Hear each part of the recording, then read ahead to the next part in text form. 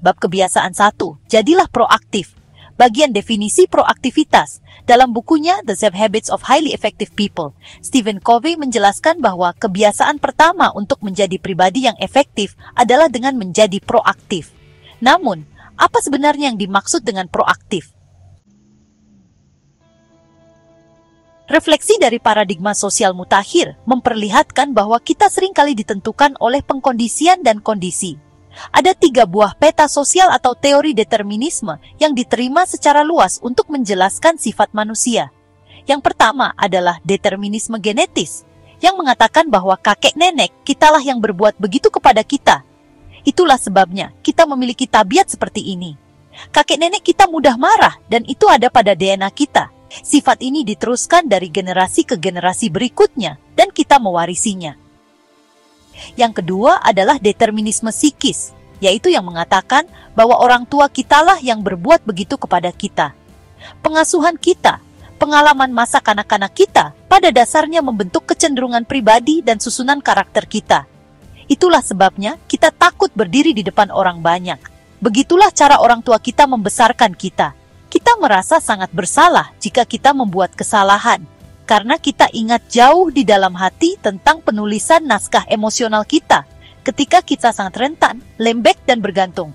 Kita ingat hukuman emosional, penolakan, pembandingan dengan orang lain ketika kita tidak berprestasi seperti yang diharapkan.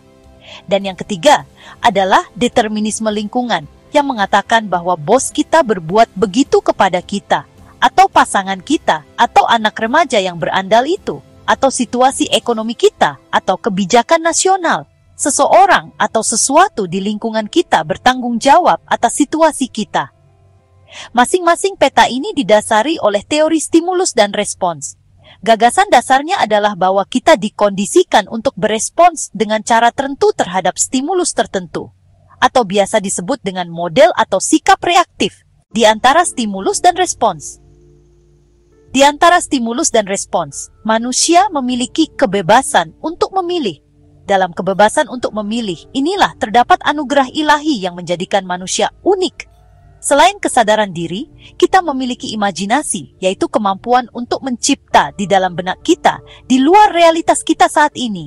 Kita mempunyai suara hati, yaitu kesadaran batin yang dalam tentang benar atau salah, tentang prinsip-prinsip yang mengatur perilaku kita, dan pengertian tentang tingkat demand dan tindakan kita selaras dengan prinsip-prinsip tersebut. Dan kita memiliki kehendak bebas, yaitu kemampuan untuk bertindak berdasarkan kesadaran diri kita, dan bebas dari semua pengaruh lain. Bahkan binatang yang paling cerdas tidak mempunyai satu pun anugerah ini.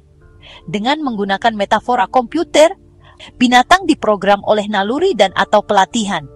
Binatang dapat dilatih untuk bertanggung jawab, tetapi mereka tidak dapat mengambil tanggung jawab untuk pelatihan itu. Dengan kata lain, binatang tidak dapat mengaturnya. Binatang tidak dapat mengubah pembuatan programnya.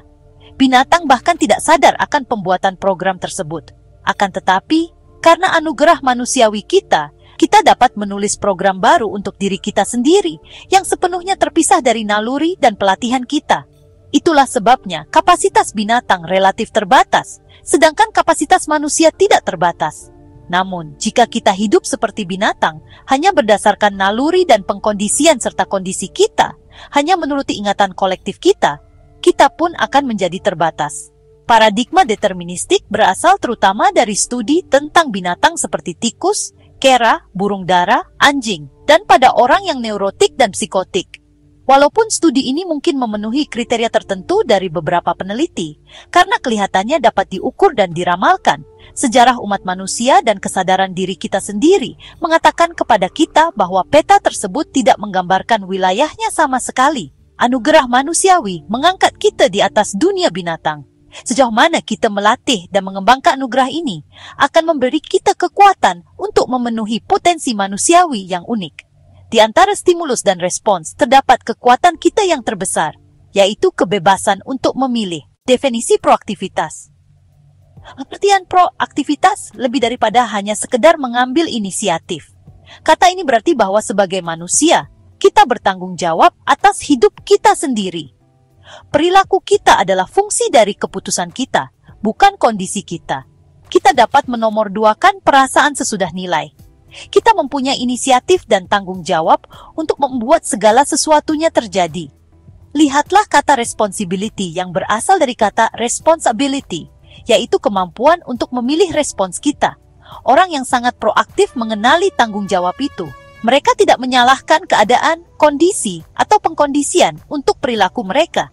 Perilaku mereka adalah produk dari pilihan sadar mereka berdasarkan nilai, dan bukan produk dari kondisi mereka, atau berdasarkan perasaan. Jika hidup kita merupakan fungsi dari pengkondisian dan kondisi, hal ini karena kita, melalui keputusan sadar atau kelalaian kita, memilih untuk memberi kekuatan pada fungsi-fungsi tersebut untuk mengendalikan kita. Sewaktu membuat pilihan seperti itu, kita menjadi reaktif. Orang yang reaktif seringkali dipengaruhi oleh lingkungan fisik mereka. Jika cuaca bagus, mereka merasa senang. Jika tidak, cuaca itu mempengaruhi sikap mereka dan prestasi kerja mereka. Orang yang proaktif dapat mengatur cuaca mereka sendiri. Entah hari hujan atau cerah, tidak ada bedanya bagi mereka. Mereka digerakkan oleh nilai, dan jika nilai mereka adalah untuk menghasilkan kerja yang berkualitas, maka nilai ini bukanlah suatu fungsi dari cuaca yang menyokong atau tidak. Orang reaktif juga dipengaruhi oleh lingkungan sosial mereka, oleh cuaca sosial. Ketika orang memperlakukan mereka dengan baik, mereka merasa senang. Jika orang tidak memperlakukan mereka dengan baik, mereka menjadi defensif atau protektif. Orang yang reaktif membangun kehidupan emosional mereka di sekitar perilaku orang lain, memberi kekuatan pada kelemahan orang lain untuk bisa mengendalikan mereka. Sebaliknya, kemampuan untuk menomorduakan impuls sesudah nilai merupakan inti orang yang proaktif. Orang yang reaktif digerakkan oleh perasaan, oleh keadaan, oleh kondisi, dan oleh lingkungan mereka. Sementara orang proaktif digerakkan oleh nilai, yaitu nilai-nilai yang sudah dipikirkan secara cermat, diseleksi, dan dihayati.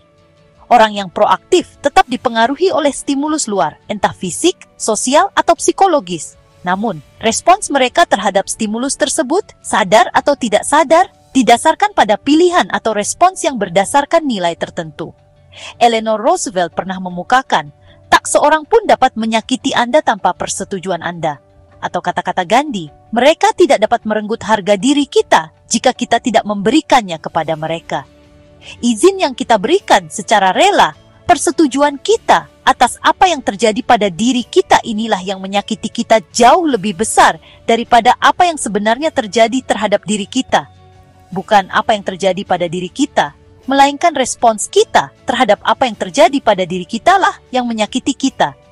Tentu saja, ada yang dapat menyakiti kita secara fisik atau ekonomi dan dapat menyebabkan kita berduka. Namun, karakter kita, identitas kita, tidak perlu terluka sama sekali. Sebenarnya, pengalaman kita yang paling sulit menjadi dulang yang menempa karakter kita dan mengembangkan kekuatan internal kita, kebebasan untuk mengatasi keadaan yang sulit di masa yang akan datang, dan mengilhami orang lain untuk juga berbuat hal yang sama. Kita semua pernah mengenal individu-individu pada keadaan yang sangat sulit, barangkali dengan penyakit yang mematikan atau cacat fisik yang hebat, yang tetap memiliki kekuatan emosional yang luar biasa. Betapa tergugahnya kita oleh integritas mereka. Tidak ada yang memiliki kesan yang lebih besar dan berlangsung lebih lama pada orang lain, selain kesadaran bahwa seseorang telah mengatasi penderitaan, telah mengatasi keadaan, dan sedang mewujudkan serta mengekspresikan sebuah nilai yang mengilhami dan memuliakan serta mengangkat kehidupan manusia. Viktor Frankl, seorang psikolog, mengemukakan bahwa ada 3 nilai pokok dalam kehidupan, yaitu pengalaman atau yang terjadi pada diri kita, kemudian kreativitas atau yang kita adakan, dan sikap atau respons kita menghadapi keadaan yang sulit seperti penyakit yang mematikan. Dan yang tertinggi dari ketiga nilai ini adalah sikap, yaitu dalam paradigma atau pembuatan kerangka berpikir. Dengan kata lain, apa yang paling penting adalah bagaimana kita berespons terhadap apa yang kita alami dalam kehidupan. Mengambil inisiatif. Sifat dasar kita adalah bertindak, bukan menjadi sasaran tindakan. Selain memungkinkan kita memilih jawaban terhadap keadaan tertentu, sifat ini memberi kita kekuatan untuk menciptakan keadaan tertentu. Mengambil inisiatif bukan berarti mendesak, menjengkelkan, atau agresif.